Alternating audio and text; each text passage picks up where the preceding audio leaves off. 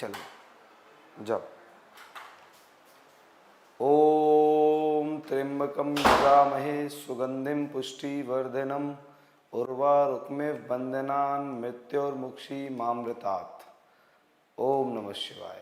तो दोस्तों, प्रिय भक्तों, तो दोस्तों ये आज जीएस स्पेशल की क्लास है। इस जीएस स्पेशल का जो डेमो नंबर 1 है, और इस डेमो में मैं आप लोगों को बताऊं कि सब लोगों का सबसे पहले स्वागत है वेदांता के इस यूट्यूब प्लेटफॉर्म पर। अभी हम लोग बहुत जल्दी इसी वीक के एंड तक या मोस्ट प्रोबेबली 2-4 दिन में ही एक जीएस स्पेशल का पेड बैच लॉन्च करने जा रहे हैं। जिस जीएस स्पेशल में आप लोगों को क्या पढ़ाया जाएगा, कितना लेवल का पढ़ाया जाएगा, वो ज़रा ध्यान से समझना। तो एक जीएस स्पेशल का पेड बैच लॉन्च कर रहे हैं हम अपनी एप्लीकेशन पर। तो आप लोग सभी लोग हमारी एप्लीकेशन को डाउनलोड कर लीजिए। इसमें हम लोग आपको कंप्लीट इकोनॉमी, अर्थव्यवस्था, हिस्ट्री, दोस्तों geography, polity, bio, chemistry and physics, तो ये 7 सब्जेक्ट्स आपको इसमें पढ़ाए जाएंगे। अर्थव्यवस्था, इतिहास, भूगोल, पॉलिटी दोस्तों, बायो, केमिस्ट्री, फिजिक्स। तो ये टॉपिक्स होंगे, आप ये सब्जेक्ट होंगे जीएस स्पेशल के बैच में। और तकरीबन अगर हम बात करें कलेक्टिवली तो मोर देन 300 आवर्स, 300 घंटों से ज़्यादा का ये बैच होगा। 300 hours, more than 300 hours, just imagine. और दोस्तों बिल्कुल एग्जाम ओरिएंटेड बात होगी, और इसमें एग्जाम कवर्ड, कौन कौन से एग्जाम्स कवर्ड होंगे इस बैच को लेने के बाद आपको फ़ायदा क्या होगा। तो आप लोग अगर बिल्कुल रूट एसएससी से बात करी जाए, एसएससी से लेकर आप स्टेट के पीसीएस तक के एग्ज़ाम्स को क्वालिफाई कर सकते हैं, बिल्कुल 100% गारंटीड है। और अगर आपने थोड़ा अपना इनपुट लगाया तो आप इसके अलावा यूपीएससी के प्रीलिम्स तक को भी हम कवर करने की कोशिश करेंगे, यूपीएससी के प्री तक।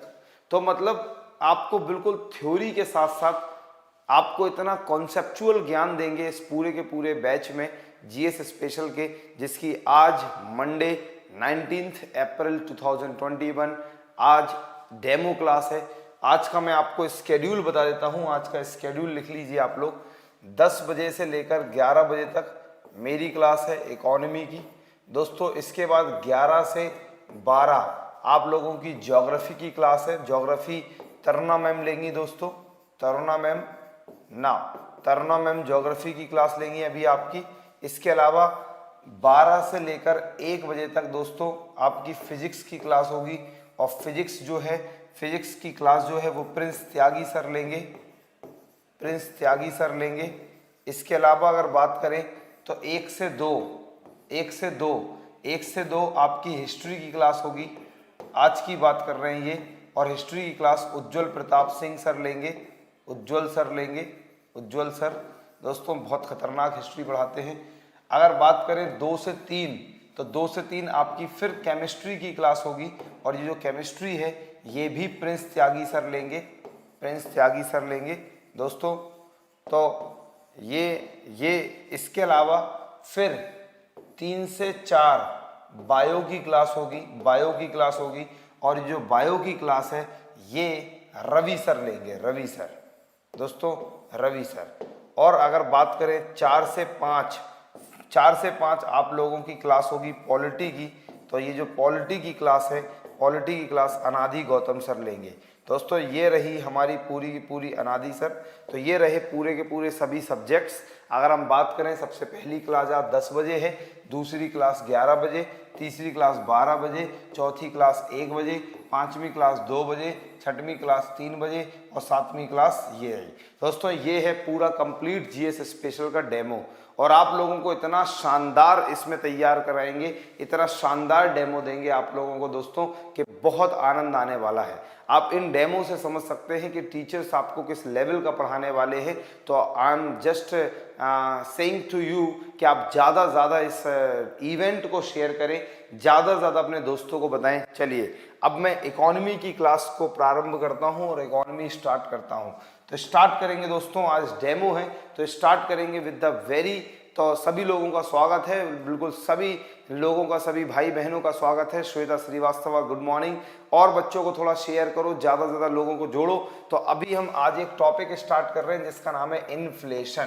तो दोस्तों इसको पूरा का पूरा पढ़ाया जाएगा, inflation and deflation. Inflation and deflation से स्टार्ट करते हैं दोस्तों। और मुद्रास्फीति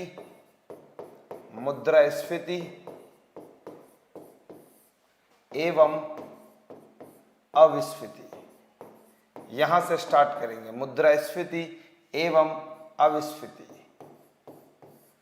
देखते हैं कि ये इन्फ्लेशन और डिफ्लेशन क्या होता है और इससे किस टाइप के क्वेश्चंस एग्जाम में आते हैं। और पहले इस टॉपिक को पूरा का पूरा डिटेल में समझने की कोशिश करते हैं कि इन्फ्लेशन और डिफ्लेशन है क्या, मुद्रास्फीति और अविस्फीति कहते किसको है। तो जरा देखिए, सबसे पहली बात, when the general price level, दोस्तों जब सामान्य कीमत स्तर, when the general price level increases continuously, जब सामान्य कीमत स्तर लगातार बढ़े, जब सामान्य कीमत स्तर लगातार बढ़े। दोस्तों देखिए यहां पर आप थोड़ा सा ऑब्जर्व करिए, एक टर्म होता है जिसको हम कहते हैं प्राइस, जिसे हम सिंपली कहते हैं कीमत। लेकिन इसके अलावा एक शब्द और होता है जिसे हम कहते हैं जनरल प्राइस, हिंदी में कहते हैं सामान्य कीमत। तो एक टर्म होता है जिसे हम कहते हैं प्राइस, कीमत, और एक टर्म होता है जिसे कहते हैं जनरल प्राइस, सामान्य कीमत। इन दोनों में बहुत अंतर है। प्राइस एक अलग कॉन्सेप्ट है और जनरल प्राइस एक अलग कॉन्सेप्ट है। जब हम बात करते हैं प्राइस की, जब हम बात करते हैं कीमत की, तो प्राइस क्या होता है जरा इसको समझिए। तो प्राइस का मतलब है, कीमत का मतलब क्या है, जरा ध्यान से देखना। जब हम बात करते हैं प्राइस की, जब हम बात करते हैं कीमत की, तो प्राइस का मतलब होता है the price of any single commodity. किसी एक वस्तु की जब बात करें, किसी एक वस्तु की कीमत की बात करें, तो ऐसे हम लोग कहते हैं price. So what is the meaning of price? तो प्राइस का मतलब है the price of single commodity, किसी एक वस्तु का प्राइस। दोस्तों जब हम जैसे बात करें इस माइक का प्राइस, इस मार्कर का प्राइस, इस टी शर्ट का प्राइस, या ये जो कैमरा है इसका प्राइस, तो इसे हम लोग कहेंगे प्राइस। इकोनॉमिक्स में कहेंगे कीमत। लेकिन जब हम बात करते हैं जनरल प्राइस की, सामान्य कीमत की, तो इसका मतलब होता है the prices of all goods and services in the economy. दोस्तों अर्थव्यवस्था में सभी वस्तुएं एवं सेवाओं की कीमतें, सभी वस्तुएं एवं सेवाओं की कीमतें, सभी वस्तुएं एवं सेवाओं की कीमतें। इसका मतलब क्या हुआ, जरा ध्यान से समझना दोस्तों। जब हम बात करते हैं प्राइस, जहां भी लिखा हो इकोनॉमिक्स में प्राइस, तो इसका मतलब होगा किसी एक वस्तु का प्राइस। लेकिन जब भी लिखा होगा जनरल प्राइस, सामान्य कीमत, तो इसका मतलब होगा the prices of all goods and services in the whole country. पूरे देश में सभी वस्तुओं और सेवाओं की कीमतों को हम बोलते हैं जनरल प्राइस। दोस्तों जरा यहां देखिए कि when the general price level, अर्थात पूरे देश में सभी वस्तुओं और सेवाओं की कीमतें लगातार बढ़ें, एंड एवं परचेजिंग पावर ऑफ मनी, एवं जो मनी है, जो मुद्रा है, उसकी परचेजिंग पावर डिक्रीजेस, कम हो। दोस्तों जो मुद्रा है, जो मनी है, मुद्रा की क्रय शक्ति, यहां लिखता हूं मुद्रा की क्रय शक्ति, तो दोस्तों जो मुद्रा की क्रय शक्ति है वो कम हो। जरा ध्यान से समझना मैं क्या बातें कर रहा हूं, पूरा का पूरा कॉन्सेप्ट आपके दिमाग में इंस्टॉल हो जाएगा। बस आप ध्यान से सुनते जाइए, आपको पता भी नहीं चलेगा कि आपको कॉन्सेप्ट समझ में आया कब। तो जरा देखिए मैं क्या कह रहा हूं। तो दोस्तों रूबी यादव, हेलो बेटा, गुड मॉर्निंग। तो मैंने कहा कि when the general price level increases continuously and the purchasing power of money decreases. दोस्तों अब देखिए, ये जनरल प्राइस लेवल का मतलब तो समझ में आ गया कि जब पूरे देश में सभी वस्तुओं और सेवाओं की कीमतें लगातार बढ़े, आकाश कुमार गुड मॉर्निंग, लगातार बढ़े, और साथ में मनी की जो परचेजिंग पावर है, जो मुद्रा की क्रय शक्ति है, मतलब मनी के अंदर जो खरीदने की क्षमता है, किसी वस्तु को खरीदने की क्षमता है, ये लगातार कम हो। अर्थात जरा देखिए, अब मैं इस पूरे के पूरे कॉन्सेप्ट को आप लोगों को एग्जाम्पल के द्वारा समझाता हूं। जैसे पहले मैं मान लो बाजार जाता था, और वो भी पहले मैं 1000 रुपये लेकर या मान लो 500 रुपये लेकर बाजार गया। जब मैं 500 रुपये लेकर बाजार जाता था दोस्तों, जितनी चीज़ें खरीद लेता था, मान लो मैं 500 रुपये में 2 kg वीट, 2 किलो मैंने गेहूं खरीद लिए, 500 में मैंने 3 kg मान लो जस्ट एग्जांपल राइस खरीद लिए, और दोस्तों 500 रुपये में मैंने 5 kg पोटैटो आलू खरीद लिए, और दोस्तों मान लो मैंने 500 रुपये में ही 2 किलो अनियन खरीद ली, राइट। जस्ट एग्जाम्पल है दोस्तों। 500 रुपये में मैं 2 किलो गेहूं, 3 किलो चावल, 5 किलो आलू, 2 किलो प्याज, इतनी चीजें खरीद लेता था। लेकिन चूंकि अभी क्या हुआ, यहाँ फोकस यहाँ करें, अभी क्या हुआ, जो जनरल प्राइस है, अर्थात सभी वस्तुओं और सेवाओं की कीमतें, जब भी मैंने कहा था बोलूं प्राइस तो एक वस्तु का प्राइस, जब भी बोलूं जनरल प्राइस सामान्य कीमत तो सभी वस्तुओं और सेवाओं की कीमतें। तो दोस्तों अभी क्या हो रहा है कि जनरल प्राइस लेवल इंक्रीज हो रहा है, अर्थात अब मैं 500 रुपये लेकर जाऊंगा, अगर अब मैं 500 रुपये लेकर जाऊंगा तो मतलब इतनी सारी चीजें नहीं खरीद पाऊंगा, इतनी सारी चीजें नहीं ले पाऊंगा। तो पहला पॉइंट आपको समझ में आ गया कि when the general price level increases continuously, अर्थात जब पूरे देश में सभी वस्तुओं और सेवाओं की कीमतें जो हैं वो लगातार बढ़ें। बोलो समझ में आ गया, समझ में आ गया, जल्दी से कमेंट करें। पॉइंट नंबर 2 दोस्तों, जो चीज मैं पहले 500 रुपये में खरीद लेता था, अब वो 500 रुपये में नहीं खरीद पा रहा हूं, तो 500 रुपये की जो परचेजिंग पावर है, 500 रुपये की जो क्रय शक्ति है, जो चीजों को खरीदने की क्षमता है, वो क्या हो गई, वो कम हो गई। दोस्तों क्या सेकंड स्टेटमेंट समझ में आ गया कि purchasing power of money decreases, अर्थात पहला अगर होगा तो दूसरा अपने आप होगा, सो दूसरा तो बाय डिफॉल्ट अपने आप हो जाएगा। Yes Akash Kumar, amount of money depends on deflation. I will come on deflation, don't worry, first listen to me and understand the topic properly, right. So दोस्तों मुझे उम्मीद है कि आप लोग ये समझ गए कि इन्फ्लेशन क्या होता है। तो इन्फ्लेशन के समय पूरे देश में सभी वस्तुएं और सेवाओं की कीमतें लगातार बढ़ती हैं, और साथ में जो मुद्रा की क्रय शक्ति है, जो मनी की परचेजिंग पावर है, जो मनी की खरीदने की क्षमता है, वो लगातार कम हो जाती है। तो इसे हम लोग कहते हैं इन्फ्लेशन। अर्थात इन्फ्लेशन में मुद्रा की जो परचेजिंग पावर है, मनी की जो वैल्यू है, वो गिरने लगती है, और जो जितनी चीज़ें 1000 रुपये में आ सकती थी अब वो चीज़ें नहीं खरीद पाते हैं, तो उसे हम कहेंगे इन्फ्लेशन। चलते हैं, थोड़ा सा आगे बढ़ते हैं और आगे इस कॉन्सेप्ट को और क्लियर करने की कोशिश आपकी करते हैं ना। ये तो समझ में आ गया कि इन्फ्लेशन क्या है, ये तो समझ में आ गया कि व्हाट इज इन्फ्लेशन, राइट। ये तो सबको समझ में आ गया कि इन्फ्लेशन क्या है। अब हम बात करेंगे थोड़ा सा आगे चल के, जरा ध्यान से समझना। एक शब्द होता है जिसे हम कहते हैं मनी सप्लाई। पूरा का पूरा कॉन्सेप्ट आपको समझाएंगे। तकरीबन इन्फ्लेशन एंड डिफ्लेशन की क्लास में 8 से 10 घंटे का सेशन होगा जब हमारा पेड बैच होगा। उस 8 से 10 घंटे में पूरा का पूरा इन्फ्लेशन का कॉन्सेप्ट आपके दिमाग में उतारा जाएगा। बहुत सारी चीज़ें करेंगे इस इन्फ्लेशन के टॉपिक में। इसी तरीके से संपूर्ण टॉपिक आपके बहुत डिटेल में करवाए जाएंगे। देखिए एक शब्द होता है मनी सप्लाई, हिंदी में कहते हैं मुद्रा की आपूर्ति। मुद्रा की आपूर्ति। Now what is money supply, मुद्रा की आपूर्ति होता क्या है? तो मनी सप्लाई, मुद्रा की आपूर्ति का मतलब होता है दोस्तों total money available total money available in the country at this point of time. Hindi माध्यम के भाई बहन, इस समय देश में कुल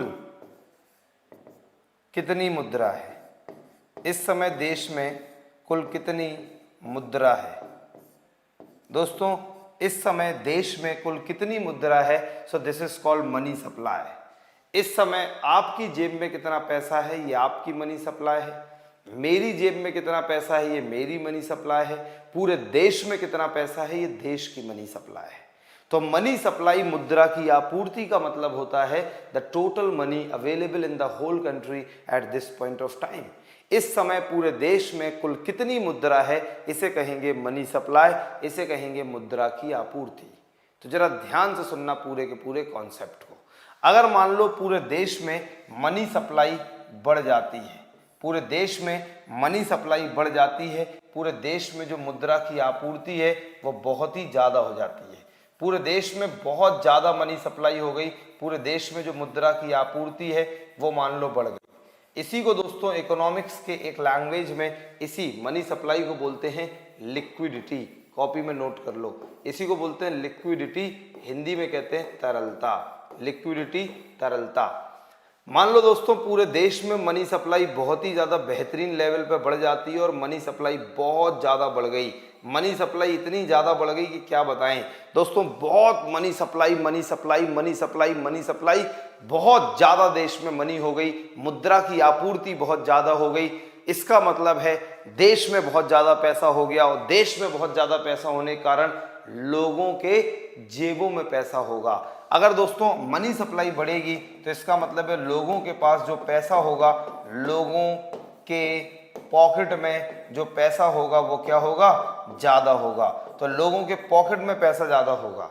अगर मान लो लोगों के पॉकेट में पैसा ज़्यादा है तो लोगों की जब जेबों में पैसा ज़्यादा होगा तो लोग डिमांड, लोग मांग क्या करेंगे, ज़्यादा। Everybody on the board, please understand the topic.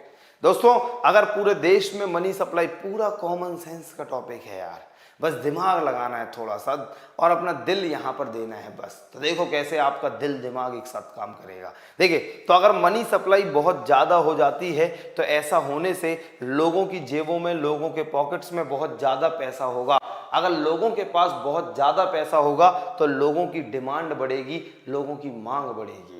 अगर मान लो जब लोगों की डिमांड बढ़ती है, लोगों की मांग बढ़ती है, लोगों की डिमांड बढ़ने से, लोगों की मांग बढ़ने से, जब ध्यान से सुनो, जब पूरे हिंदुस्तान में सभी लोग मांग मांग मांग बहुत सारी डिमांड करेंगे, बहुत सारी चीज़ों की मांग करेंगे, तो दोस्तों जो जनरल प्राइसेस है, जो सामान्य कीमतें हैं, अर्थात सभी वस्तुओं और सेवाओं की कीमतें हैं, वो बढ़ने लगेंगी।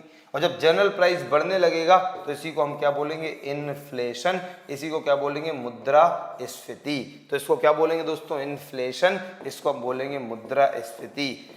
तो जरा ध्यान से समझना कि इन्फ्लेशन, मुद्रास्फीति क्या होता है। ये सारे लोग समझ गए कि मुद्रास्फीति का मतलब, मैं फिर से रिवाइज कर रहा हूं कि मुद्रास्फीति का मतलब है जब पूरे देश में सभी वस्तुओं और सेवाओं की कीमतें लगातार बढ़े, साथ में मुद्रा की जो खरीदने की क्षमता है, अर्थात पहले आप जितने रुपए में चीजें खरीद लेते थे, आज उतने रुपए में चीजें नहीं खरीद पा रहे हैं, तो मुद्रा की क्रय शक्ति कम हो जाए, तो इसे मुद्रास्फीति कहते हैं। आखिर ऐसी अवस्था पूरे देश की इकोनॉमी में उत्पन्न कब होगी, आखिर ऐसी अवस्था उत्पन्न कब होगी, जब देश में मुद्रा की आपूर्ति, मनी सप्लाई, जैसे हम लिक्विडिटी भी कहते हैं, तरलता। मनी सप्लाई का मतलब the total money available in the whole country at this point of time. इस समय पूरे देश में कुल कितनी मुद्रा है, उसे कहते हैं मनी सप्लाई या लिक्विडिटी। तो जब देश में लिक्विडिटी ज़्यादा होगी, जब देश में मुद्रा की आपूर्ति ज़्यादा होगी, जब देश में मनी सप्लाई ज़्यादा होगी, तो लोगों की जेबों में पैसा ज़्यादा होगा। As a result of which, जिसके परिणाम स्वरूप लोगों की मांग में वृद्धि होगी और मांग में वृद्धि होने के कारण दोस्तों सामान्य कीमतों में वृद्धि होगी, जैसे कहेंगे इन्फ्लेशन। तो इन्फ्लेशन क्या होता है आप लोग समझ गए, इन्फ्लेशन कब होता है या कैसे होता है ये भी आप लोग समझ गए, जब देश में मनी सप्लाई ज्यादा हो जाती है। जब देश में मनी सप्लाई ज्यादा हो जाती है तो इन्फ्लेशन बढ़ने लगता है। अब दोस्तों आप लोगों को एक बहुत शानदार बात बताई जाएगी, जरा ध्यान से समझना। ये तो सबको समझ में आ गया कि इन्फ्लेशन क्या होता है और इन्फ्लेशन कब होता है या कैसे होता है। अब जरा थोड़ा सा अपना पे योर काइंड अटेंशन प्लीज, कि अभी तक मैंने बताया कि इन्फ्लेशन क्या होता है, इन्फ्लेशन कैसे होता है। अब मैं आप लोगों को बताने जा रहा हूं कि इन्फ्लेशन को के समय फिर करेंगे क्या। दोस्तों जरा देखना कि जब मनी सप्लाई के ज्यादा होने की वजह से इन्फ्लेशन हो रहा है, अभी देश में मान लो इन्फ्लेशन है, अभी देश में मुद्रास्फीति है, अभी देश में इन्फ्लेशन है, तो अब इन्फ्लेशन है दोस्तों तो इसे कंट्रोल भी करना पड़ेगा। जल्दी बताइए, जब इन्फ्लेशन है तो इसे कंट्रोल भी करना पड़ेगा, जब मुद्रास्फीति की अवस्था है तो इसका नियंत्रण करना पड़ेगा। तो दोस्तों इसका सबसे पहली बात, इसका जो कंट्रोल है, इसका जो नियंत्रण है वो कौन कौन करता है, जरा ध्यान से समझना। इसका नियंत्रण करने के लिए नंबर 1 आरबीआई है and number 2 government of India, Bharat सरकार। अब दोस्तों जब पूरे देश में मुद्रास्फीति, सरल भाषा में कहें तो महंगाई, जब पूरे देश में मुद्रास्फीति और महंगाई जैसी अवस्था उत्पन्न होती है, जब पूरे देश में महंगाई या मुद्रास्फीति जैसी अवस्था उत्पन्न होती है, तब आरबीआई और गवर्नमेंट सामने आती है। और आरबीआई और सरकार इसका नियंत्रण कैसे करती है वो भी जरा ध्यान से समझना। दोस्तों जब मनी सप्लाई की ज्यादा होने की वजह से, जब मुद्रा की आपूर्ति के बढ़ने की वजह से क्या हो रहा है, इन्फ्लेशन क्रिएट हो रहा है। जब मुद्रास्फीति के बढ़ने की वजह से मुद्रास्फीति क्रिएट हो रही है, महंगाई देश में आ रही है, अब इसको कंट्रोल करना है तो बिल्कुल सिंपल है। इसको कंट्रोल कैसे करेंगे, मनी सप्लाई को पूरे देश में कम करके, मुद्रा की आपूर्ति को या मुद्रा आपूर्ति को कम करके। दोस्तों मुद्रा आपूर्ति को कम करके, अगर मुद्रा आपूर्ति को कम करके, यहाँ पे पॉइंट नोट कर लें कि मुद्रा आपूर्ति को कम करता कौन है, दोस्तों आरबीआई करता है और साथ में मिलकर सरकार करती है। तो अब आरबीआई और सरकार कैसे पूरे देश में मुद्रा की आपूर्ति को कम करते हैं, ये इस चैप्टर के क्लाइमैक्स में पता चलेगा। अभी चल रहा है ट्रेलर, पिक्चर अभी बाकी है मेरे यारों।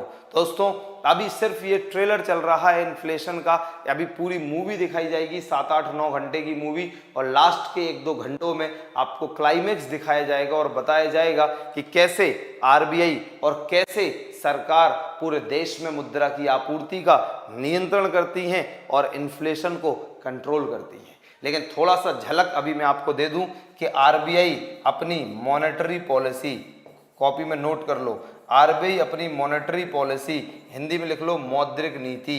तो आरबीआई अपनी मौद्रिक नीति के जरिए कंट्रोल करती है। तो आरबीआई के पास जो तीर, कमान, तलवार, औजार हैं तो वो क्या है, मौद्रिक नीति। तो आरबीआई किसके जरिए कंट्रोल करेगी, मौद्रिक नीति के जरिए। और लिख लो सरकार करेगी फिस्कल पॉलिसी, हिंदी में कहेंगे राजकोषीय नीति। तो सरकार किसके जरिए कंट्रोल करती है, फिस्कल पॉलिसी, हिंदी में कहेंगे राजकोषीय नीति। तो सरकार के पास क्या है दोस्तों, सरकार के पास फिस्कल पॉलिसी है जिसको हिंदी में कहते हैं राजकोषीय नीति। तो अब सरकार कैसे कंट्रोल करेगी, तो सरकार अपने राजकोषीय नीति के जरिए कंट्रोल करेगी। तो ये रहा आरबीआई के पास जो टूल है, आरबीआई के पास जो यंत्र है जिसके द्वारा मनी सप्लाई को कंट्रोल किया जाएगा और इन्फ्लेशन को नियंत्रित होता है, तो वो है आरबीआई की मौद्रिक नीति और सरकार के पास है राजकोषीय नीति। तो ये हो गया दोस्तों आरबीआई और सरकार के पास अलग अलग तरीके जिनके द्वारा पूरे देश में इन्फ्लेशन का नियंत्रण किया जाता है। लेकिन अभी यहाँ खत्म नहीं हुआ, ध्यान से सुनना। जब दोस्तों इन्फ्लेशन को नियंत्रित किया जाएगा आरबीआई और गवर्नमेंट के द्वारा, तो जब आरबीआई और गवर्नमेंट के द्वारा इन्फ्लेशन को मनी सप्लाई कम करके नियंत्रित किया जाता है, मनी सप्लाई कम करके नियंत्रित किया जाता है, तो मैं आप लोगों को बता दूं इस प्रोसेस को बोलते हैं, जब आरबीआई और सरकार मिलकर मनी सप्लाई कम करती है तो इसे हम बोलते हैं डिसइन्फ्लेशन। एवरीबॉडी क्या बोलते हैं, डिसइन्फ्लेशन, हिंदी में बोलते हैं मुद्रास्फीति। एवरीबॉडी क्या बोलते हैं? विमुद्रास्फीति। तो देखिए आप लोगों को कितनी सारी चीजें इसी क्लास में सीखने को मिली कि इन्फ्लेशन क्या होता है, समझ गए। इन्फ्लेशन कब होता है, समझ गए। इन्फ्लेशन कंट्रोल कैसे होता है, मनी सप्लाई कम करके। कौन कौन करता है? आरबीआई सरकार। आरबीआई अपनी मौद्रिक नीति के जरिए, सरकार अपनी राजकोषीय नीति के जरिए। जब आरबीआई और सरकार मिलकर पूरे देश में मनी सप्लाई को कम करें और इन्फ्लेशन को नियंत्रण करें तो इस प्रोसेस को बोलते हैं डिसइन्फ्लेशन, हिंदी में बोलते हैं विमुद्रास्फीति। तो एक टर्म हमें मिला इन्फ्लेशन, एक टर्म मिला डिसइन्फ्लेशन। इन दोनों शब्दों का मतलब आप लोगों को समझ में आया हो तो कमेंट जरूर करें और प्लीज मुझे समझाएं क्या ये बात समझ में आ गई। दोस्तों अब मैं इसी का जस्ट उल्टा कर दूं, इसका जस्ट उल्टा कर दूं, इस पूरी चीज को मैं जरा एक लाइन में अगर समझाऊं तो मैंने अभी तक क्या पढ़ाया कि इन्फ्लेशन, मैंने आप लोगों को पढ़ाया इन्फ्लेशन जो मुद्रास्फीति है, मुद्रास्फीति क्या है, क्या है ये मैंने आपको बता दिया। तो मुद्रास्फीति क्या है? तो जब पूरे देश में सभी वस्तुएं एवं सेवाओं की कीमतें लगातार बढ़ें और साथ में मुद्रा की जो क्रय शक्ति है, मनी की जो परचेजिंग पावर है, मुद्रा की जो क्रय शक्ति है, मनी की जो परचेजिंग पावर है वो कम हो जाए। So this concept is called inflation. बोलो क्लियर है? इन्फ्लेशन क्या होता है ये समझ गए। इन्फ्लेशन कब होता है, अब नेक्स्ट कब होता है, क्या है समझ गए। कब होता है? तो दोस्तों जब पूरे देश में मुद्रा आपूर्ति, जब पूरे देश में मुद्रा आपूर्ति अर्थात मनी सप्लाई, पूरे देश में जब मनी सप्लाई या इसी को हम लोग कहें लिक्विडिटी, मुद्रा आपूर्ति या इसी को कहते हैं लिक्विडिटी, हिंदी में कहते हैं तरलता, जब पूरे देश में तरलता बढ़ जाए, मनी सप्लाई बहुत ज़्यादा हो जाए। दोस्तों इसका नियंत्रण कौन करता है और कैसे करता है? तो इसका नियंत्रण कौन करता है दोस्तों? आरबीआई, आरबीआई करता है एवं और कौन करता है? सरकार, आरबीआई और सरकार। दोस्तों कैसे? मनी सप्लाई, मुद्रा आपूर्ति को कम करके। जब आरबीआई सरकार इसका नियंत्रण करती है मनी सप्लाई को कम करके तो इसे कहा जाता है डिसइन्फ्लेशन, इसे कहा जाता है विमुद्रास्फीति। मुझे लगता है इतनी बातें आप लोगों को समझ में आ गई होंगी, तो एक बार राधे राधे बोलो। और दोस्तों आरबीआई किसके जरिए? मौद्रिक नीति, मॉनेटरी पॉलिसी के जरिए, और सरकार किसके जरिए? राजकोषीय नीति, सरकार राजकोषीय नीति। तो इतना कॉन्सेप्ट अभी तक हमने पढ़ लिया है। बोलो क्लियर है? नाइस एक्सप्लेनेशन तुलसी एकेडमी कह रही है, थैंक यू सो मच।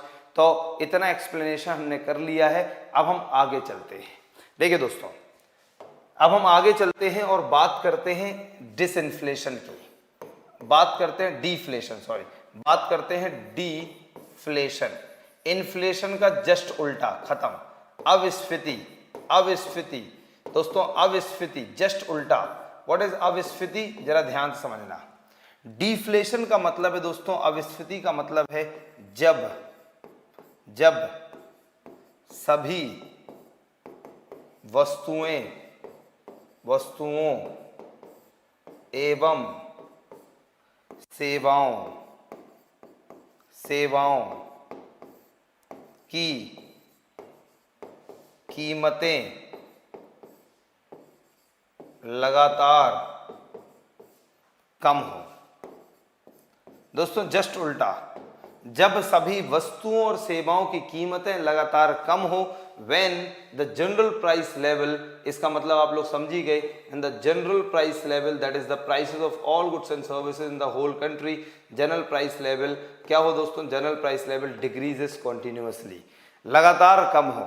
जब पूरे देश में सभी वस्तुएं और सेवाओं की कीमतें लगातार कम होती जाती हैं, एवं एंड जो क्रय शक्ति है, जो क्रय शक्ति है, क्रय शक्ति किसकी? मुद्रा की। एवं जो मुद्रा की क्रय शक्ति है, मतलब जो मनी की परचेजिंग पावर है, मनी की परचेजिंग पावर, जो मनी की परचेजिंग पावर है, मुद्रा की क्रय शक्ति है, वो लगातार क्या होती जाए, वो लगातार बढ़ती जाए, वो लगातार बढ़ती जाए, मनी की परचेजिंग पावर बढ़ती जाए। सो दिस इज कॉल्ड डिफ्लेशन, इसको हम कहेंगे अविस्फीति। उम्मीद है दोस्तों आपको समझ में आया होगा। गुड मॉर्निंग विवेक यादव, राजकुमार चौधरी, गुड मॉर्निंग, नमस्ते बेटा, और शेयर करो, ज्यादा लोगों को जोड़ो दोस्तों। सो दिस इज कॉल्ड डिफ्लेशन। तो डिफ्लेशन अविस्फीति क्या होता है, इससे पहले मैंने आप लोगों से डिस्कशन किया। इन्फ्लेशन क्या होता है, मैंने आपको समझाया कि मुद्रास्फीति किसे कहते हैं, कि जब पूरे देश में लगातार सभी वस्तुओं की कीमतें बढ़ती हैं और मुद्रा की क्रय शक्ति कम होती है। बहुत शानदार तरीके से मैंने एक्सप्लेन भी किया था एग्जाम्पल के जरिए। दोस्तों अब हम यहाँ पर जस्ट उल्टी बात कर रहे हैं कि डिफ्लेशन अविस्फीति का मतलब है जब लगातार सभी वस्तुओं और सेवाओं की कीमतें कम होती जाएं, कम होती जाएं, कम होती जाएं, और साथ साथ जो मुद्रा की क्रय शक्ति, मनी की परचेजिंग पावर है, वो बढ़ जाए। मतलब जो चीज पहले 100 रुपए की आती थी अब वो चीज 10 रुपए की आने लगे, जो चीज पहले 100 रुपए की आती थी अब वो चीज 10 रुपए की आने लगे। तो पहला स्टेटमेंट समझ में आ गया कि सभी वस्तुओं और सेवाओं की कीमतें लगातार कम हो, पॉइंट टू बी नोटेड, कम हो। तो जो चीज 100 रुपए की आती थी वो चीज 10 रुपए की आने लगे। सो दोस्तों बताइए प्राइस क्या हो गया, कम हो गया। दूसरी बात, एवं क्रय शक्ति मुद्रा की बढ़ जाए। मुद्रा की क्रय शक्ति मतलब पहले जो चीजें हम 100 रुपए में खरीदते थे अब वो चीजें मात्र 10 रुपए में खरीदेंगे। तो जो मुद्रा की क्रय शक्ति है, मनी की जो परचेजिंग पावर है, वो क्या हुई, बढ़ गई। अर्थात 100 रुपए में खरीदने वाली चीज, जैसे ये एयर कंडीशनर मेरे सामने लगा हुआ है, तो ये जो एयर कंडीशनर है पहले 40,000 का आता था, लेकिन अभी सभी वस्तुओं और सेवाओं की कीमतें लगातार कम हो रही हैं, तो इस एयर कंडीशनर की कीमत भी कम होगी।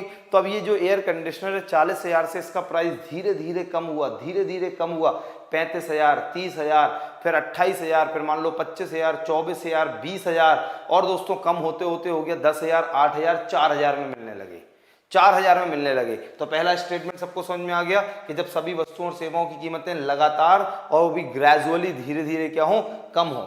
अब दोस्तों दूसरा स्टेटमेंट कि मनी की परचेजिंग पावर, मुद्रा की क्रय शक्ति बढ़ जाए। इसका मतलब क्या हुआ कि जो एसी सॉरी जो एसी मुझे 40,000 रुपए में मिलता था अब दोस्तों वो एसी सिर्फ 4,000 रुपए में मिलने लगा। तो 4,000 रुपए की खरीदने की क्षमता इस एसी के बराबर आ गई जो 40,000 में खरीदा जाता था। तो इसका मतलब जो मुद्रा की क्रय शक्ति है, मनी की परचेजिंग पावर क्या हुई, बढ़ गई। So this is called deflation, अविस्फीति। मुझे लग रहा है आप सबको समझ में आ गया होगा कि डिसइंफ्लेशन, अविस्फीति क्या होता है। चलिए दोस्तों अगर समझ में आ गया हो तो बहुत अच्छी बात है, नहीं आया हो ऐसा हो ही नहीं सकता ना। अब हम बात करेंगे दोस्तों, बहुत शानदार सी बात करेंगे कि डिसइंफ्लेशन, डिफ्लेशन क्या है, ये तो समझ में आ गया ना। अब दोस्तों जरा देखिए, अब ये तो है क्या है, व्हाट इज डिफ्लेशन, राइट। हमने यहाँ पे बात करी कि डिफ्लेशन क्या है।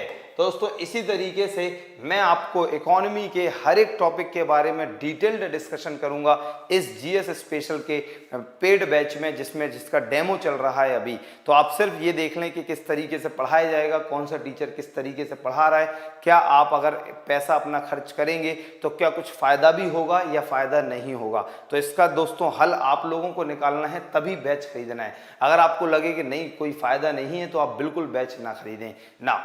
दोस्तों ये तो हो गया डिफ्लेशन। अब हम बात करते हैं कि डिफ्लेशन होगा कब। दोस्तों डिफ्लेशन कब होता है इसकी बात करें कि आखिर होता कब है, कब होता है ये। तो सीधी सी बात है कि जब देश में मनी सप्लाई, जब देश में जो मुद्रा की आपूर्ति है, जब देश में जो मनी सप्लाई है, मुद्रा आपूर्ति, जब देश में मुद्रा आपूर्ति, मनी सप्लाई जो है, मुद्रा की आपूर्ति जो है वो लगातार क्या होने लगे, लगातार वो कम होने लगे। जब देश में मुद्रा की आपूर्ति, मनी सप्लाई कम होने लगेगी, ध्यान से समझना, तो लोगों की जेबों में पैसा कम होगा।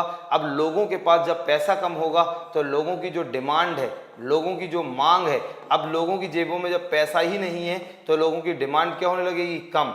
अब जब लोगों की डिमांड कम होगी, लोगों की जब मांग कम होगी, तो मांग कम होने के कारण जब लोग मांग ही नहीं कर रहे, भाई बाजार में मंडी में टमाटर भरे पड़े, हाँ राम जी रजा राम राम जी। तो दोस्तों जब पूरे देश में क्या हुआ, पूरे देश में इतने पूरे टमाटर, लेकिन लोगों के पास पैसा ही नहीं है। लोग डिमांड ही नहीं कर रहे। अब लोगों के पास पैसा नहीं है, लोग डिमांड नहीं कर रहे, तो टमाटर के प्राइसेस, मान लो मंडी में ऐसी अवस्था आ जाए कि टमाटर की सप्लाई, टमाटर बहुत ज़्यादा हो लेकिन लोगों के पास पैसा नहीं है, लोग डिमांड नहीं कर पा रहे उन टमाटर की, तो प्राइसेस क्या होंगे अपने आप बताओ, प्राइसेस क्या होंगे, कम हो जाएंगे। देखो यहाँ पे लगातार कीमतें कम हो जाएंगी, तो इसका मतलब जब ऐसी सिचुएशन होगी तो जो कीमतें हैं, जो सामान्य कीमतें हैं, सामान्य कीमतों का मतलब आज की क्लास में मैंने आपको बताया कि सामान्य कीमतों का मतलब होता है जनरल प्राइसेस। सामान्य कीमतों का मतलब होता है जनरल प्राइसेस, मतलब पूरे देश में सभी वस्तुओं और सेवाओं की कीमतें, तो जो जनरल प्राइसेस है वो क्या होने लगते हैं, कम होने लगते हैं। जो जनरल प्राइसेस जो सामान्य कीमतें हैं वो कम होने लगती हैं। अब जब जनरल प्राइसेस सामान्य कीमतें कम होंगी तो इसी को बोलेंगे डिफ्लेशन, इसको बोलेंगे अविस्फीति। मुझे लग रहा है इतना कॉन्सेप्ट आप लोगों को समझ में आ गया कि डिफ्लेशन क्या होता है, डिफ्लेशन कब होता है और डिफ्लेशन कैसे होता है। दोस्तों कब होता है या कहें कि कैसे होता है, कैसे, तो ये तो आपको समझ में आ गया कि डिफ्लेशन कब होगा, जब देश में मनी सप्लाई कम होगी, लोगों की जेबों में पैसा कम होगा, लोगों की डिमांड कम होगी और प्राइसेस कम होने लगेंगी।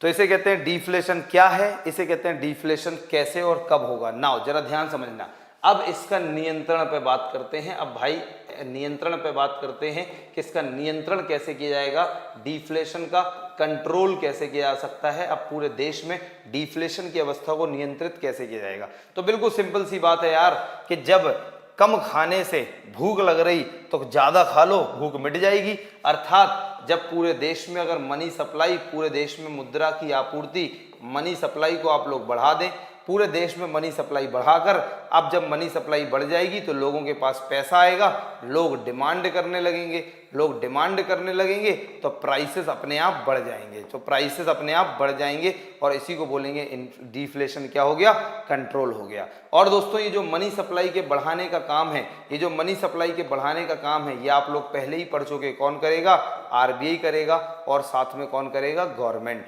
आरबीआई किसके जरिए, अपनी मॉनेटरी पॉलिसी, और गवर्नमेंट किसके जरिए, अपनी फिस्कल पॉलिसी, राजकोषीय नीति के जरिए।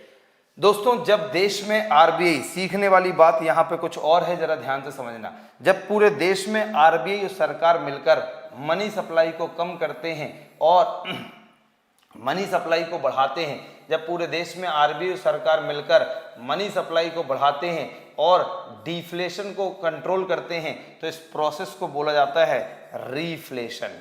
एवरीबॉडी क्या बोलते हैं, रीफ्लेशन। हिंदी में कहते हैं पुनः स्फीति, रीफ्लेशन हिंदी में कहते हैं पुनः स्फीति।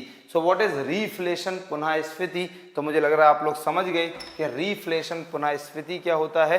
तो रीफ्लेशन पुनः स्फीति का मतलब है जब पूरे देश में सरकार और आरबीआई मिलकर लगातार मनी सप्लाई को बढ़ाने लगें, मनी सप्लाई को बढ़ाने लगें जिससे डिफ्लेशन कंट्रोल हो जाए, तो इसको बोलेंगे रीफ्लेशन पुनः स्फीति। उम्मीद है दोस्तों आप लोगों को इतनी बातें समझ में आई होंगी। तो डिफ्लेशन क्या है, डिसइंफ्लेशन क्या है, रीफ्लेशन क्या है और इन्फ्लेशन क्या है, ये चार टर्म हमने क्लियर कर लिए हैं। चलिए एक बार और ध्यान समझना, इन्फ्लेशन पढ़ लिया, जल्दी से बताइए। मुद्रास्फीति समझ में आ गया, मुद्रास्फीति पूरा का पूरा कॉन्सेप्ट समझ में आना चाहिए दोस्तों। मुद्रास्फीति, डिफ्लेशन पढ़ लिया, अविस्फीति समझ में आ गया, डिफ्लेशन, अविस्फीति, अविस्फीति ये भी समझ में आ गया कि अविस्फीति क्या है दोस्तों। नेक्स्ट डिसइन्फ्लेशन समझ में आ गया, डिसइन्फ्लेशन हिंदी में कहेंगे विमुद्रास्फीति, डिसइन्फ्लेशन विमुद्रास्फीति, राइट। तो डिसइन्फ्लेशन विमुद्रास्फीति। नेक्स्ट फिर हमने किया रीफ्लेशन, रीफ्लेशन, रीफ्लेशन जरा ध्यान समझना, रीफ्लेशन पुनः स्फीति। तो इतना कॉन्सेप्ट हमने अभी तक पढ़ लिया कि डिसइन्फ्लेशन क्या है, री इन्फ्लेशन क्या है, डिफ्लेशन क्या है, रीफ्लेशन क्या है, इतनी चीज़ें पढ़ ली। ज़रा देखना, जब पूरे देश में मनी सप्लाई ज़्यादा हो जाए और मनी सप्लाई ज़्यादा होने की वजह से इन्फ्लेशन होता है, तो दोस्तों अब डिसइन्फ्लेशन क्या है, डिसइन्फ्लेशन क्या है कि मनी सप्लाई को कम करना, मनी सप्लाई को कम करना, ध्यान समझना, ये है करना। और ये मनी सप्लाई ज़्यादा हो जाना, ज़्यादा हो जाना। बेटा हमेशा लोग इसी में कंफ्यूज रहते हैं और घूमते रहते हैं कि इन्फ्लेशन क्या है, डिफ्लेशन क्या है, रीफ्लेशन क्या है, डिसइन्फ्लेशन क्या है ना। और डिफ्लेशन का मतलब जब पूरे देश में जो मनी सप्लाई है वो कम हो जाए, कम हो जाए, जब कम हो जाए, जब अपने आप पूरे देश में मनी सप्लाई कम हो जाए, तो उस वजह से जब अवस्था उत्पन्न हो तो डिफ्लेशन, और जब पूरे देश में मनी सप्लाई को पूरे देश में, डिसइंफ्लेशन में क्या है, मनी सप्लाई ज़्यादा थी, यहाँ तो मनी सप्लाई कम करते हैं, तो जब पूरे देश में मनी सप्लाई ज़्यादा हो जाए तो डिफ्लेशन होगा। तो अब इसी मनी सप्लाई, ओहो भावनाओं में क्यों बह रहा हूँ मैं दोस्तों, जब पूरे देश में मनी सप्लाई कम हो जाए, यहाँ पे मनी सप्लाई ज़्यादा हो जाए, यहाँ पे मनी सप्लाई कम हो जाए, राइट ना। तो अब जब मनी सप्लाई ज़्यादा हो गई तो मनी सप्लाई को कम करने की विधि को डिसइंफ्लेशन कहेंगे, मनी सप्लाई कम हो गई तो मनी सप्लाई के बढ़ाने की विधि को जब बढ़ाते हैं तो इसे रिफ्लेशन कहते हैं। ये चारों शब्द आपको लोगों को शायद समझ में आ गए होंगे। विदित त्यागी गुड मॉर्निंग बेटा, क्या ये चारों शब्द समझ में आ गए कि जब मनी सप्लाई ज़्यादा हो जाए इस कारण उत्पन्न होगा इन्फ्लेशन, और डिसइन्फ्लेशन क्या है, इसको नियंत्रित करने की विधि है, इसको कंट्रोल करने का प्रोसीजर है। रिफ्लेशन क्या है, डिफ्लेशन को नियंत्रित करने का प्रोसीजर है, दोस्तों ये हो गया नियंत्रित। कितनी बात समझ में आई, कितनी बात सबको समझ में आई, कौन जल्दी से बताएं, पसीने निकल गए दोस्तों पढ़ाते पढ़ाते। कितनी बातें समझ में आई कि नहीं ना। तो एग्जाम में एक क्वेश्चन पूछा गया, creating inflation in the economy, is called, ये एग्जाम का क्वेश्चन था। अर्थव्यवस्था में मुद्रास्फीति को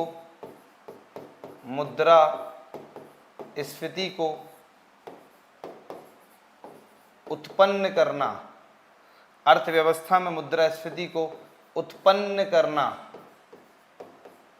कहलाता है। लगाओ दिमाग, जल्दी अपना दिमाग लगाओ, मैं नहीं बताऊंगा। Creating inflation in the economy is called, Rakesh Rajpal good morning. Creating inflation in the economy is called, अर्थव्यवस्था में मुद्रास्फीति को उत्पन्न करना कहलाता है। Creating inflation in the economy is called, दोस्तों जब अर्थव्यवस्था में मुद्रास्फीति उत्पन्न होती है तो उसे क्या कहेंगे, मतलब जानबूझ के जब मुद्रास्फीति उत्पन्न की जाए तो बताओ क्या कहेंगे, दिमाग लगाओ दोस्तों। अब इन्फ्लेशन कैसे उत्पन्न होगा, तो इन्फ्लेशन मनी सप्लाई को बढ़ा के होगा। जब मनी सप्लाई देश में बढ़ा रही होगी, कौन बढ़ा रही होगी इसको, आरबीआई, और कौन बढ़ा रहा होगा इसको, गवर्नमेंट। दोस्तों जब आरबीआई और सरकार मिलकर जानबूझकर मनी सप्लाई को बढ़ाती है तो इससे इन्फ्लेशन क्रिएट होगा, और इसी प्रोसेस को हम क्या बोलते हैं, रिफ्लेशन। एवरीबडी क्या बोलते हैं, रिफ्लेशन। जरा ध्यान से देखना, रिफ्लेशन की एक और डेफिनेशन, तो reflation means creating inflation is called reflation. Creating inflation, excellent Rajkumar Chaudhary, creating inflation is called reflation. देखो मनी सप्लाई को बढ़ाया जा रहा है, इसका मतलब इन्फ्लेशन को क्रिएट किया जा रहा है, इसका मतलब देश में मुद्रास्फीति, इन्फ्लेशन को क्रिएट किया जा रहा है, मतलब देश में फिर से मुद्रास्फीति लाई जा रही है। और यहाँ मनी सप्लाई को कम किया जा रहा है, तो क्रिएटिंग, इसको हम कहते हैं क्रिएटिंग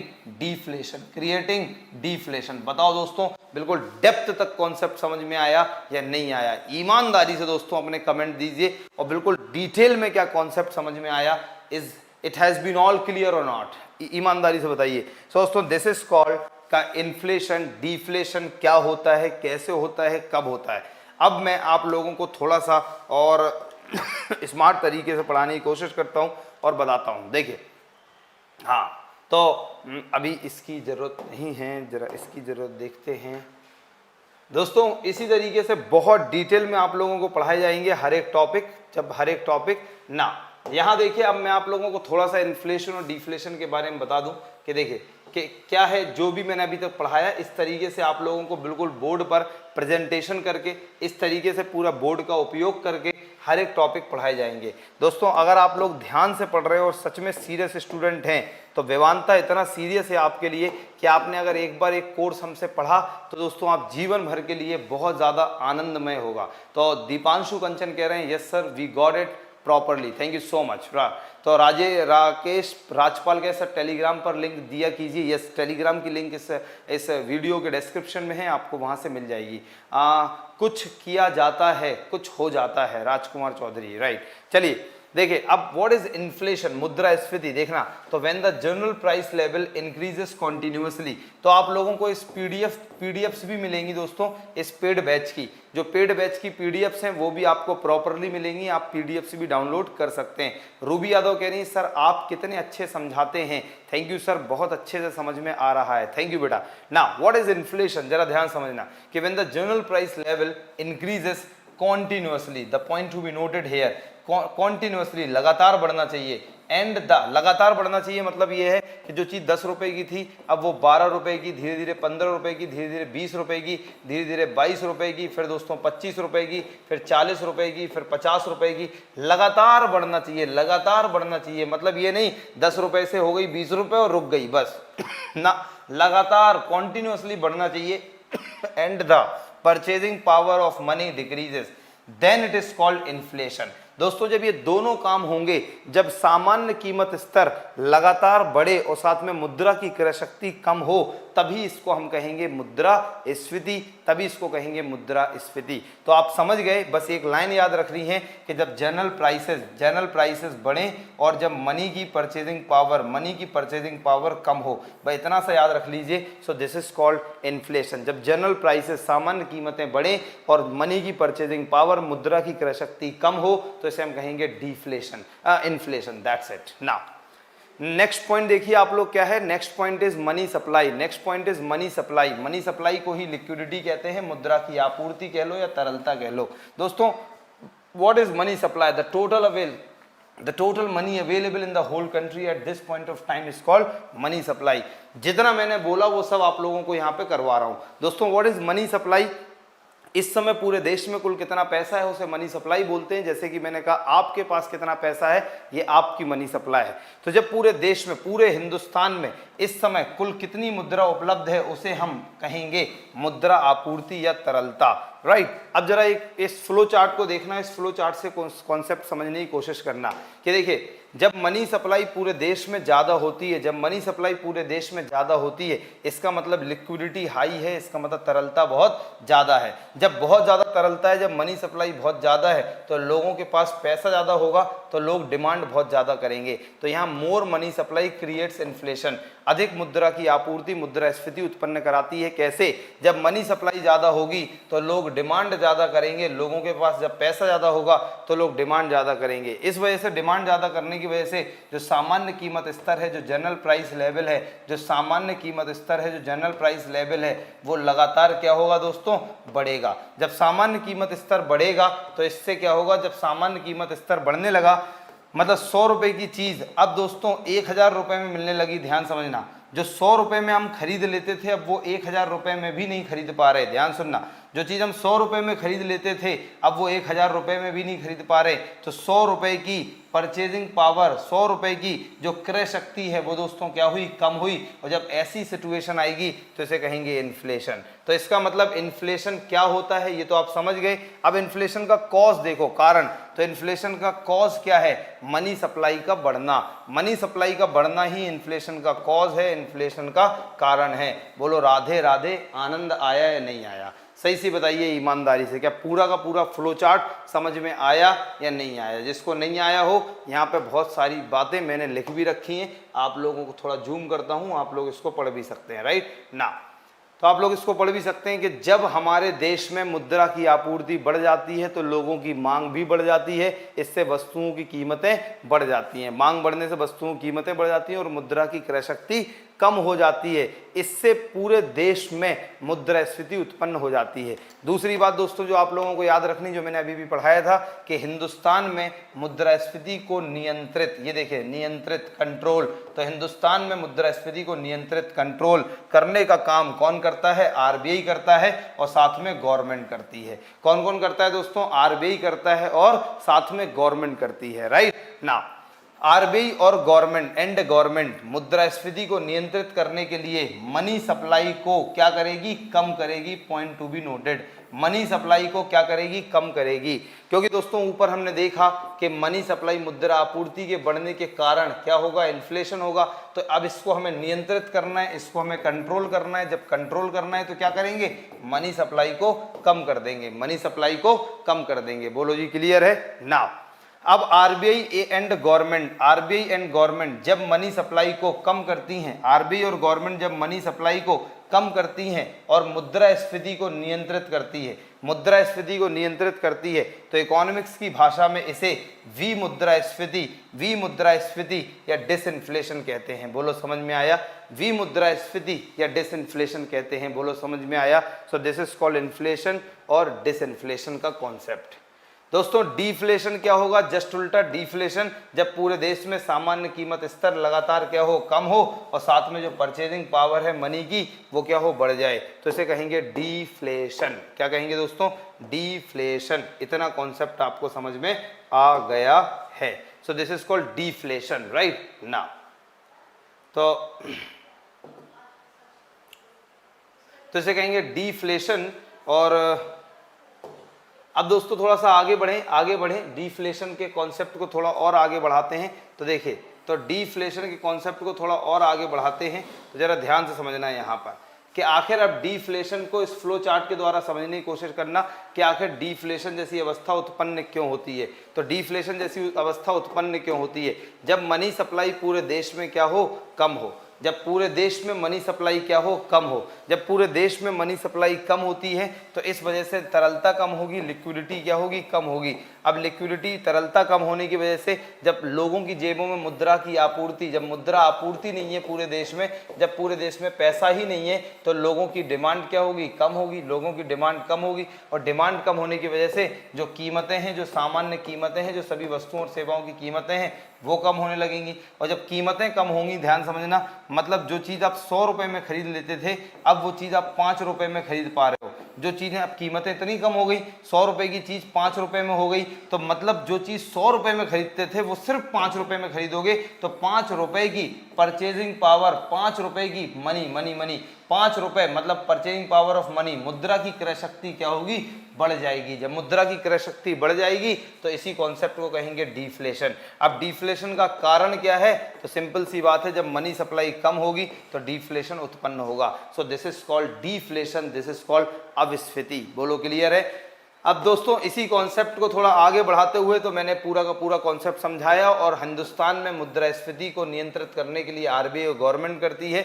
और दोस्तों अब मनी सप्लाई का, मुद्रास्फीति नहीं, यहाँ पे होना चाहिए अविस्फीति। क्या होना चाहिए, अविस्फीति, क्योंकि हम अभी अविस्फीति की बात कर रहे हैं। जो भी आरबीआई और गवर्नमेंट अविस्फीति को नियंत्रित करने के लिए क्या करेगी, मनी सप्लाई को बढ़ाती है। ये सारे पॉइंट पेपर में पूछे गए हैं, जितने भी पॉइंट यहाँ पे हैं सभी पेपर में पूछे गए हैं, इसलिए यहाँ लिखे गए। तो आरबीआई जब मनी सप्लाई को बढ़ाती है तो अविस्फीति को नियंत्रित करती है। तो इकोनॉमिक्स में इसको बोलते हैं पुनः स्फीति, रिफ्लेशन। तो ये सारे के सारे पॉइंट जो मैंने यहाँ करके लिखे हैं ये एग्जाम ओरिएंटेड पॉइंट हैं, ये एग्जाम ओरिएंटेड पॉइंट हैं। अभी ये व्यापार चक्र क्या होता है इसके बारे में भी आपको बहुत डिटेल में बताया जाएगा कि ये व्यापार चक्र क्या है। इस पूरे के पूरे बिजनेस साइकिल, ट्रेड साइकिल को आपको समझाया जाएगा। जरा ध्यान से सुनना दोस्तों, ये आप लोगों को मैं अगली क्लास में समझाऊंगा, लेकिन अभी मैं आप लोगों को आगे चलता हूं, थोड़ा सा और ज्ञान देता हूं। तो आज की क्लास में मैंने क्या क्या आप लोगों को पढ़ा दिया कि इन्फ्लेशन क्या होता, डिफ्लेशन क्या होता, रिफ्लेशन क्या होता, डिसइन्फ्लेशन क्या होता। इतनी सारी चीज़ें मैंने आपको पढ़ाई। साथ में मनी सप्लाई क्या है, साथ में लिक्विडिटी क्या है, ये भी पढ़ा दिया। अब मैं आप लोगों को 2 कॉन्सेप्ट और पढ़ाने जा रहा हूँ आज की क्लास में। गुड मॉर्निंग बाबू साहिब कुमार। जरा 2 कॉन्सेप्ट और पढ़ाने जा रहा हूं, जरा वो भी ध्यान से सुनना दोस्तों। एक होता है कोर इन्फ्लेशन। क्या होता है, कोर मुद्रास्फीति, कोर। और एक होता है हेडलाइन इन्फ्लेशन, हेडलाइन इन्फ्लेशन। दोस्तों हेडलाइन इन्फ्लेशन, ये 2 मुद्रास्फीति होती है, एक कोर इन्फ्लेशन, एक हेडलाइन इन्फ्लेशन। इन दोनों को समझना, what is core inflation, what is headline inflation? जब देश में सभी वस्तुओं और सेवाओं की कीमतें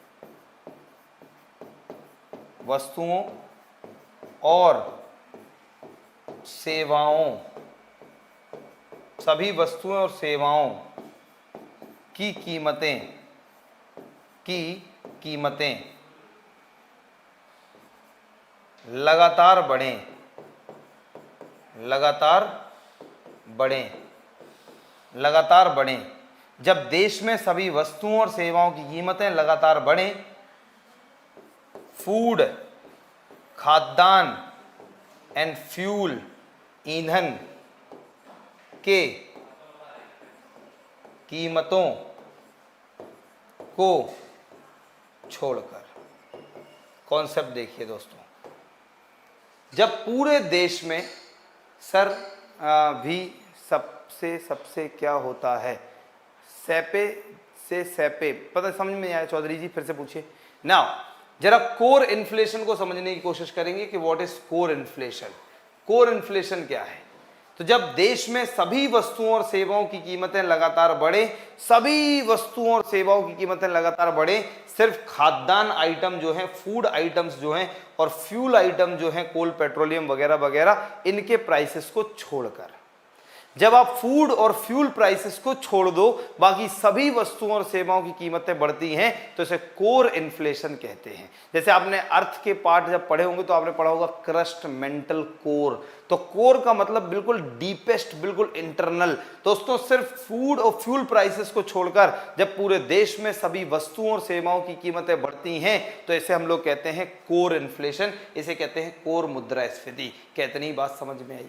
ईमानदारी बताइए, कितनी बात समझ में आई? और जो एनसीईआरटी, जो मैं लूसेंट की इकोनॉमी करा रहा हूँ, उसकी क्लास कल होगी 12 बजे, याद रखना। तो दोस्तों मैं लूसेंट के इकोनॉमी के क्वेश्चंस करा रहा हूँ सारे के सारे, तो वो कल 12 बजे होगी। अभी मैं डेमो, जो जीएस स्पेशल का बैच हमने लॉन्च कर रहे हैं, उसका ये डेमो चल रहा है। आप पहले समझिए, देखिए क्या सही है कि नहीं। वी शेप और डब्ल्यू शेप और जेड शेप आदि, ओके, वो मैं आपको बताऊंगा, अलग से बताऊंगा, यहीं पे बताऊंगा। पहले ये समझिए व्हाट इज कोर इन्फ्लेशन। तो कोर इन्फ्लेशन का मतलब जब पूरे देश में सभी वस्तुओं और सेवाओं की कीमतें लगातार बढ़ें, सिर्फ आप क्या कर दो, फूड आइटम और फ्यूल आइटम को छोड़कर। क्यों, वो भी बता देता हूं। फूड आइटम और फ्यूल आइटम को छोड़कर इसलिए क्योंकि मुझे डीपेस्ट पार्ट में देखना है, इंटरनली देखना है, बहुत आंतरिक रूप से देखना है कि इन्फ्लेशन का सिनेरियो क्या है। अगर मैं बहुत इंटरनली देखना चाहता हूं कि इन्फ्लेशन का सिनेरियो क्या है पूरे देश में, तो मैं फूड और फ्यूल आइटम्स को छोड़ देता हूं। क्यों? क्योंकि बिकॉज, कॉपी में लिख लीजिए, their prices are highly volatile in nature. Because their prices are highly volatile in nature, क्योंकि इनकी जो कीमतें होती हैं वो बहुत अत्यधिक परिवर्तनीय होती हैं, वो बहुत अत्यधिक रेट से चेंज होती हैं। तो they are highly volatile in nature, वो बहुत ज़्यादा चेंज होती हैं। जैसे फूड आइटम हो गया, फ्यूल आइटम हो गया, इनके जो प्राइसेस हैं, इनकी जो कीमतें हैं, वो लगातार ऊपर नीचे होती रहती हैं। इसलिए हमने फूड और फ्यूल आइटम्स को छोड़ दिया। अब देखा कि कोर इन्फ्लेशन कितना है देश में, कोर इन्फ्लेशन किस वजह से है देश में। बोलो कॉन्सेप्ट समझ में आया कि नहीं?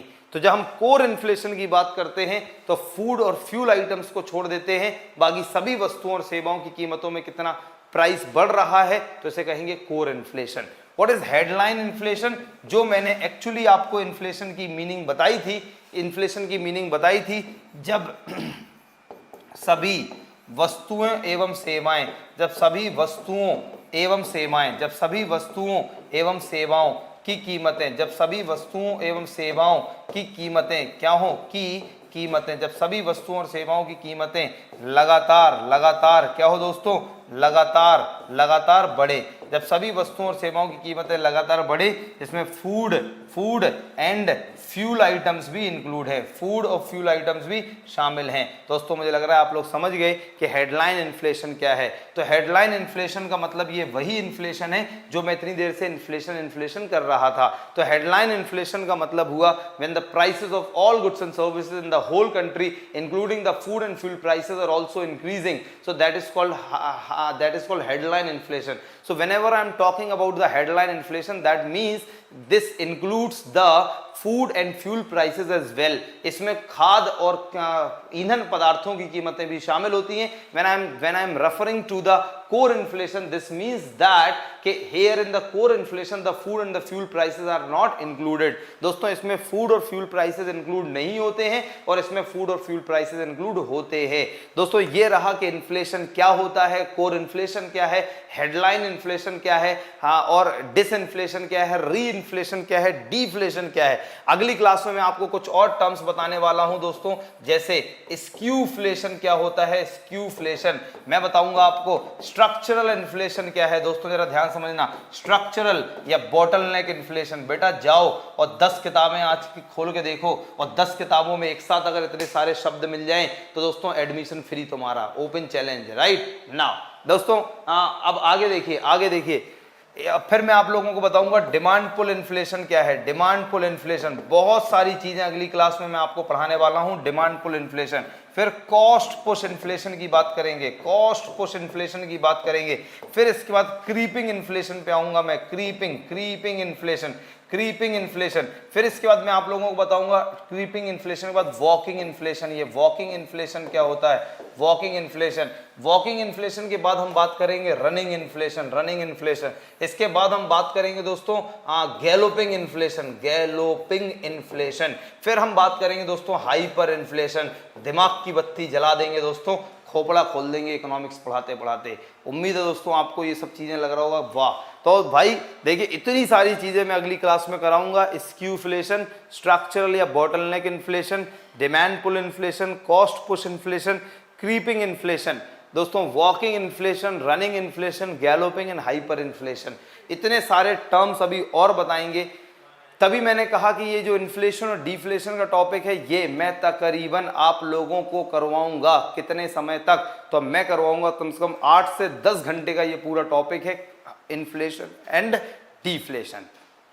तो मिलेंगे दोस्तों अपनी अगली क्लास में। अब क्लास स्टार्ट होने जा रही है क्या बोलते हैं तरुणा भारद्वाज मैम की, और मैम आपको ज्योग्राफी का डेमो देंगी और ज्योग्राफी की क्लास लेंगी। तो चलिए दोस्तों आप लोग अब तरुणा मैम से पढ़िए ज्योग्राफी। इसके बाद मैंने आप लोगों को पहले ही स्केड्यूल बता दिया है, अभी 12 बजे तक तरुणा मैम की क्लास होगी, फिर 12 से 1 क्लास होगी दोस्तों प्रिंस त्यागी सर की फिजिक्स की, 1 से 2 क्लास होगी हमारी क्या बोलते हैं उज्जवल प्रताप सर की दोस्तों हिस्ट्री की, 2 से 3 फिर से क्लास होगी प्रिंस सर की और वो होगी केमिस्ट्री की क्लास, और दोस्तों 3 से 4 आपकी क्लास होगी बायोलॉजी की रवि सर की, और 4 से 5 क्लास होगी आपकी दोस्तों अनादि गौतम सर की पॉलिटी की। तो आप लोग आज शाम तक पूरा का पूरा जीएस स्पेशल के डेमो की क्लासेस को देखिए, और फिर इसके बाद हम बस 1-2 दिन में बैचेस लॉन्च कर रहे हैं। फिर आप अपनी अगर आपको लगे कि हाँ यहाँ पे कुछ क्वालिटी एडुकेशन आप लोगों को इम्पार्ट की जा रही है, we are providing the quality education, और आपको लगता है कि हमसे पढ़कर आपके एग्जाम में कुछ स्कोर इंक्रीज हो सकता है, तो आप हमारा बैच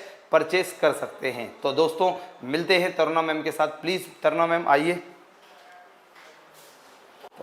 तो अब दोस्तों तरुणा मैम आपकी आगे की कमान संभालेंगी और आगे बात करेंगी तरुणा मैम ज्योग्राफी की क्लास के साथ। तो मैडम बिल्कुल आ चुकी हैं मंच पर तो दोस्तों अब तरुणा मैम से आप लोग ज्योग्राफी पढ़ेंगे। फिर मैंने बताया 1 बजे क्लास होगी प्रिंस त्यागी सर की फिजिक्स की, 2 बजे क्लास होगी दोस्तों आप लोग को बता चुका हूँ